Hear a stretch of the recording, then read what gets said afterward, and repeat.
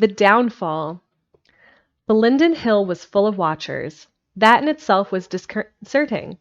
Wild spirits gather in the snow on Christmas morning, and it was, of course, like Jimsy to fling himself suddenly upon his sled with a whoop and go flying down the hill through the snow fleet, yelling wildly.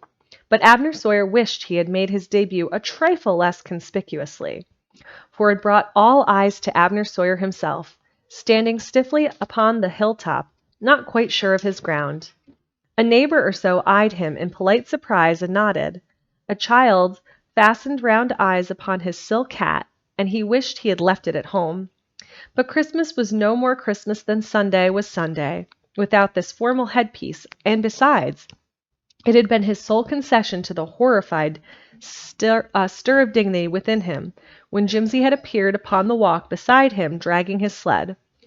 What on earth was he doing here anyway in the rough-and-tumble sport of a Christmas morning? Yells of greeting followed Jimsy's meteoric flight down the hillside. Everybody seemed to know and like him, and Jimsy, as ever, was noisily responsive. Yes, he was more a part of the village of Linden than the first citizen himself, standing aloof upon the hilltop. And the first citizen had spent his life in Linden. Abner Sawyer felt hurt and alone. He had slipped in an unwary moment from his wound-proof armor of conscious superiority, and in this world of friends outside it, there was more room for Jimsy than there was for him.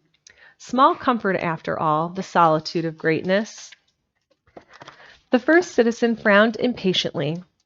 What was it all about anyway, he wondered hopelessly. Did he want to be one of that yelling, shoving, jostling crowd? Surely not. His dignity rose in revolt at the very thought of it. Did he hunger for Jimsy's supreme gift of adaptability? Why should this fierce new hunger for one friendly, honest, heart-warming smile of liking and welcome gnaw at his heart? Why, God help him, was he a stranger in his own town? The world is all wrong, said Abner Sawyer, a little white. I am not myself. And for a wild moment his sore heart flamed again at Jimsy's revolutionizing intrusion into the quiet smugness of his life. Oh, hi, Snappy, thank you! Jimsy's quick, eager little smile of greeting as he came up the hill again warmed the pang away. It was so full of good fellowship and understanding. Ever go belly-whopper, Uncle Abe? He demanded radiantly. I scarcely think so, said the first citizen. I don't like to belly-whop down the hill with you standing up here alone, said Jimsy shyly. Why don't you go down just once with me, Uncle Abe? Then, if you like it, we'll just have one thump wallover of a time. No, Jimsy, said the first citizen. I can't do that. And then, for the first time, he met the amused eyes of Hiram Middleton in specs. So they had followed to the hill, incredulous and curious. A wave of anger swept Abner Sawyer into indiscretion. I'll go with you once, Jimsy, he said, and Jimsy's round little face glowed. So the first citizen seated himself stiffly on the sled behind Jimsy, wondering what on earth to do with his legs. They seemed to have lengthened mysteriously, and they looked astonishingly thin. Jimsy gave a wild whoop of warning, and the sled hurled off down the hill, with the first citizen unbelievably stiff-legged and frightened, clinging to his hat.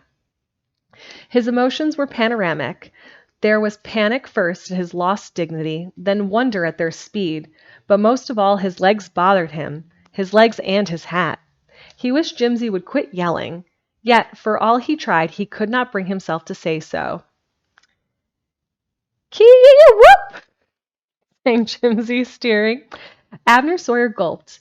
Everybody on the hill, of course, was staring. His coat-tails were flying dizzily behind him. There would be a scandal, and the directors of the Linden Bank might even meet and call him to account. Small blame to them. Abner Sawyer mentally sketched a caricature of himself, coat-tails, legs and all, and heaven help him, lost his hat. He emitted a feeble croak of dismay. Jimsy, looking back, steered into a snowbank and dumped the president of the Linden Bank out upon the hill. Gosh almighty, Uncle Abe, he yelled. I'm awful sorry. I seen your lid go. Never mind, Jimsy, said the first citizen, sitting up. Never mind. I really shouldn't have worn such a wind-catcher to a belly-whop in... He sat stiff amid the ruins of the snowbank. Jimsy grinned. You ain't really done no belly-whooping yet, he said. And now, for the first time, Abner Sawyer realized that everybody on the hill had come running at Jimsy's yell to see if he was hurt. One was brushing him off, another had rescued his hat with a horrible uncitizen dent in it, and a lump of snow on the brim, and they weren't shocked, they weren't laughing. Why on earth should there be friendliness now in their gaze, when he had seemed so far away from them standing up there on the hill? No scandalized amazement here at the downfall of Lyndon's pride. He was somehow closer to them all. It was Aunt Polly McGee, the self-appointed mother of the village, who firmly stood the first citizen upon his feet and brushed the snow from his back. "Dear me," she said, "that was a spill. When you went down you seemed most as leggy as a spider. Next time you go coastin', Abe, you better not wear your Sunday hat. 'Tain't no better a kite when it comes to wind."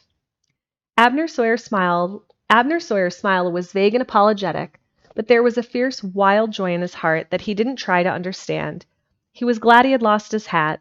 He was glad he had fallen into the snowbank, and he was glad that Aunt Polly McGee had called him Abe for the first time in 30 years.